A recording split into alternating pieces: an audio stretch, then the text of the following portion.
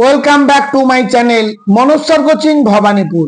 ক্যালকাটা ইউনিভার্সিটির সেকেন্ড সেমিস্টারের পরীক্ষা শুরু হতে চলেছে, তাই পরীক্ষা একেবারে আসন্ন।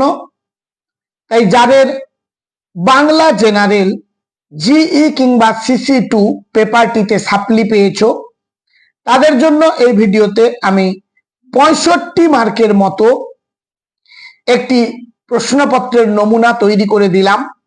তোমরা আপাতত এইটি যদি তৈরি করে ফেলতে পারো, পাস নিশ্চিত। এই সাবজেক্টের বিষয়বস্তু হলো ঐতিহাসিক ভাষাবিজ্ঞান, ছন্দ ও অলংকার। 10 মার্কের 3টি প্রশ্নের উত্তর তোমাদের দিতে হবে, 5 মার্কের 4টি প্রশ্নের উত্তর দিতে হবে এবং 1 মার্কের 15টি প্রশ্নের উত্তর দিতে হবে। এই হলো মোট 65 নম্বর। প্রথমে বলে নি, যারা এই চ্যানেলে নতুন তারা চ্যানেলটিকে সাবস্ক্রাইব করে রেখো, কারণ তোমাদেরই বিশেষ উপকারে লাগতে পারে। প্রথম প্রশ্ন 10 মার্কের জন্য, একের দাগে 2টি থাকবে, একটি প্রশ্নের উত্তর দিতে হবে। প্রথম প্রশ্ন, আদি মধ্য বাংলা ভাষার রূপতাত্ত্বিক বৈশিষ্ট্যগুলি উদাহরণ সহ আলোচনা করো। আরেকটি প্রশ্ন হলো, প্রাচীন ভারতীয় আর্য ভাষার সময়সীমা উল্লেখ করে এই ভাষা থেকে উদ্ভূত প্রাকৃতের স্তরগুলি রেখাচিত্রের সাহায্যে দেখাও। 2টি প্রশ্নের একটি পরীক্ষায় ভেরি ভেরি ইম্পর্টেন্ট, বিশেষ করে কয়েকটা ভালোভাবে তৈরি করবে। 2 দাগের জন্য এখানেও 10 মার্কের 2টি প্রশ্ন থাকবে, তোমাদের একটি প্রশ্নের উত্তর দিতে হবে। 2টি বিষয় উদাহরণ সহ বুঝিয়ে দাও। এই দাগটা তৈরি করাই ভালো বলে মনে হয়। দল, কলা, চরণ, মাত্রা। আরেকটি প্রশ্ন থাকবে, উদাহরণ সহ মিশ্রবৃত্ত বা অক্ষরবৃত্ত বা তান প্রধান ছন্দরীতির বৈশিষ্ট্যগুলি লেখো। 3 দাগে আবার 10 মার্কের 2টি প্রশ্ন থাকবে, একটি প্রশ্নের উত্তর তোমাদের দিতে হবে। যেমন কয়ের প্রশ্ন, 2টি অলংকারের উদাহরণ সহ সংজ্ঞা ও বৈশিষ্ট্য লেখো। কোন কোন অলংকারগুলো করবে? শ্লেষ, ব্যজস্তুতি, পূর্ণপমা, যমক। আরেকটি প্রশ্ন, অনুপ্রাস অলংকার কাকে বলে? অনুপ্রাস অলংকার কয় প্রকার ও কি কি?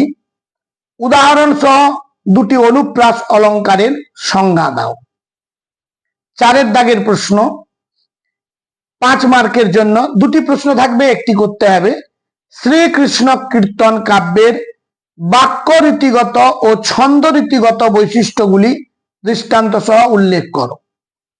ক্ষয়ের প্রশ্ন, বৈদিক ভাষা ও সংস্কৃত ভাষার মধ্যে পার্থক্য নির্দেশ করো। পরবর্তী 5 দাগে আবার 5 মার্কের 2টি থাকবে, তোমাদের একটি প্রশ্নের উত্তর দিতে হবে। ছন্দলিপি নির্ণয় করো। 6 দাগ, অলংকার নির্ণয় করো। 5 মার্কের 2টি থাকবে, একটি প্রশ্নের উত্তর দিতে হবে। 7 দাগ, টিকা লেখো, একটি, 5 মার্কের। তার মধ্যে যেগুলো তোমরা তৈরি করবে, বক্রোক্তি, প্রাচীন মাত্রাবৃত্ত এবং প্রাচীন ভারতীয় আর্য ভাষার স্তর। 8 দাগ, সংক্ষেপে পূর্ণ বাক্যে উত্তর দাও, 1 মার্কের 15টি। কয়ের প্রশ্ন, প্রাচীন ভারতীয় আর্য ভাষার যুগগত নাম কি? ক্ষয়ের দাগ, দলবৃত্ত ছন্দের অন্য নামগুলি কি কি? গয়ের দাগ, দল কয় প্রকার ও কি কি? ঘয়ের দাগ, সাহিত্য, বিবেকানন্দ, রবীন্দ্রনাথ শব্দে কি কি দল আছে?